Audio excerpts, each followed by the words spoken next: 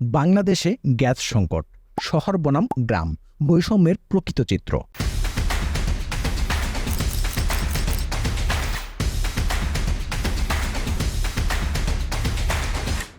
ভোর ৫টা বাজে মিরপুরের এক গৃহিণী উঠে দেখেন রান্নাঘরের চুলায় গ্যাস নেই। একটু পানি গরম করতে পারছে না। সকালের নাস্তা বানানো তো দূরের কথা, তার স্বামীর ডায়াবেটিক্সের জন্য সময় মতো নাস্তা করতে হয়, সেটাও খাওয়াতে পারেন না। গ্যাসের এই সংকটের কারণে তার জীবন হয়ে উঠেছে দুর্বিষহ। দেশের গ্যাস সংকট একটি ক্রমবর্ধমান সমস্যা হয়ে উঠেছে। শীত আসার আগেই গ্যাসের সংকট যেন হু হু করে বেড়ে চলছে। গ্যাস আমাদের জীবনের একটি অপরিহার্য অংশ এবং এটি আমাদের একটি রাষ্ট্রীয় সম্পদ। এই সংকট শুধুমাত্র গৃহস্থলী রান্নায় নয়, প্রভাব ফেলেছে সিএনজি, কলকারখানা, এমনকি বিদ্যুৎ কেন্দ্রেও।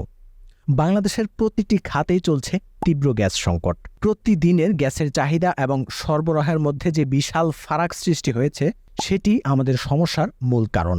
বিশেষ করে পবিত্র রমজান মাসের সময় এই সমস্যা আরও তীব্র হয়ে ওঠে।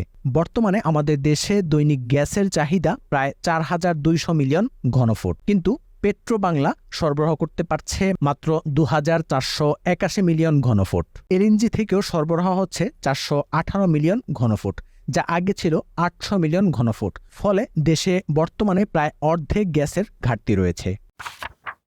বিদ্যুৎ উৎপাদনে প্রভাব। বিদ্যুৎ কেন্দ্রগুলোর জন্য ২,২৪১ মিলিয়ন ঘনফুট গ্যাসের চাহিদা থাকলেও সরবরাহ করা হচ্ছে মাত্র ৭৭০ মিলিয়ন ঘনফুট। সার কারখানাগুলোর জন্য ৩২৯ মিলিয়ন ঘনফুটের চাহিদা, সরবরাহ হচ্ছে মাত্র ১৪৬ মিলিয়ন ঘনফুট। ব্যবসায়ীদের শীর্ষ সংগঠন এফবিসিসিআই এর সভাপতি মাহবুবুল আলম বলছেন, উদ্যোক্তারা উচ্চ হারে বিল দিয়েও চাহিদামতো গ্যাস পাচ্ছেন না। তিনি আশ্বাস দিয়েছেন যে ডিসেম্বরের শেষে এলএনজি টার্মিনালগুলো মেরামত শেষে গ্যাস সরবরাহ বৃদ্ধি পাবে।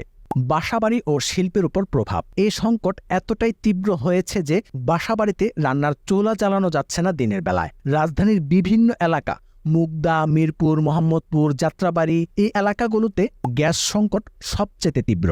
অনেকেই বাধ্য হয়ে এলপিজি সিলিন্ডার ব্যবহার করছেন বা বৈদ্যুতিক চুলা ব্যবহার করতে হচ্ছে। তারা জানিয়েছে যে দিনের বেশিরভাগ সময় গ্যাস থাকে না। ভোর রাত ১টা থেকে ৪টা পর্যন্ত ৩ ঘন্টা গ্যাস পাওয়া যায়। শিল্প কারখানাগুলোতে উৎপাদন ব্যাহত হচ্ছে, যা দেশের অর্থনীতির উপর মারাত্মক প্রভাব ফেলছে। অঞ্চলভিত্তিক বৈষম্য। এটি অত্যন্ত হতাশাজনক যে শহর এবং গ্রামের মধ্যে গ্যাসের সরবরাহে বিশাল পার্থক্য রয়েছে।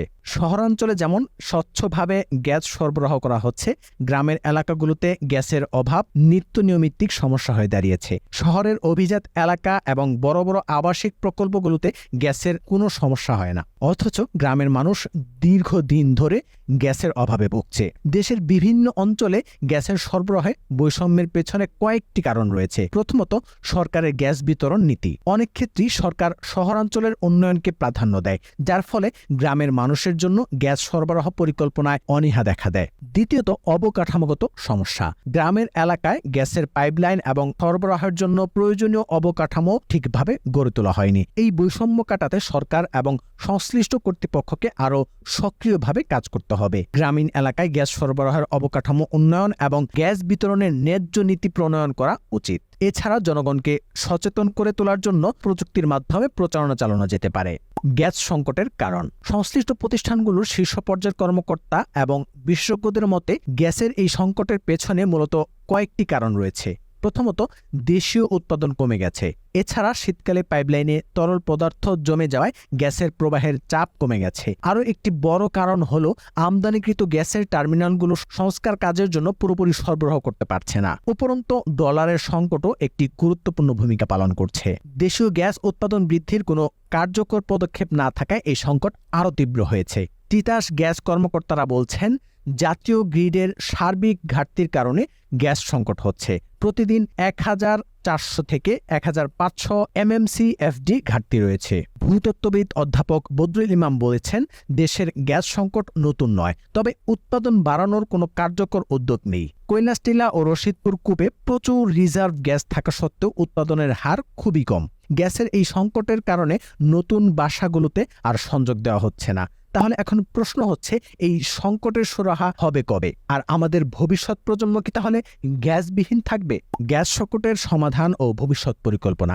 গ্যাস সংকট থেকে উত্তরণের জন্য দীর্ঘমেয়াদী পরিকল্পনা হিসেবে সাগরে এবং স্থলভাগে তেল গ্যাস অনুসন্ধান বাড়াতে হবে। এছাড়াও এলএনজি আমদানি সক্ষমতা বাড়াতে আরো 2টি এলএনজি টার্মিনাল স্থাপনের কাজ করছে সরকার। তবে পেট্রোবাংলার সূত্র অনুযায়ী চলতি বছরে 91টি কার্গো এলএনজি আমদানির পরিকল্পনা রয়েছে।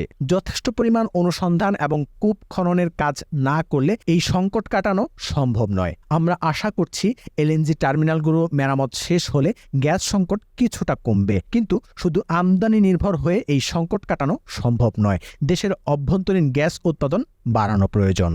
বুকিং করুন আপনার পছন্দের উমরা ও ভ্রমণ প্যাকেজ, অথবা চাহিদা অনুযায়ী সময়ে এয়ার টিকেট। আপনার ভ্রমণের সর্বোচ্চ সেবাই আজওয়া হজ এজেন্সি।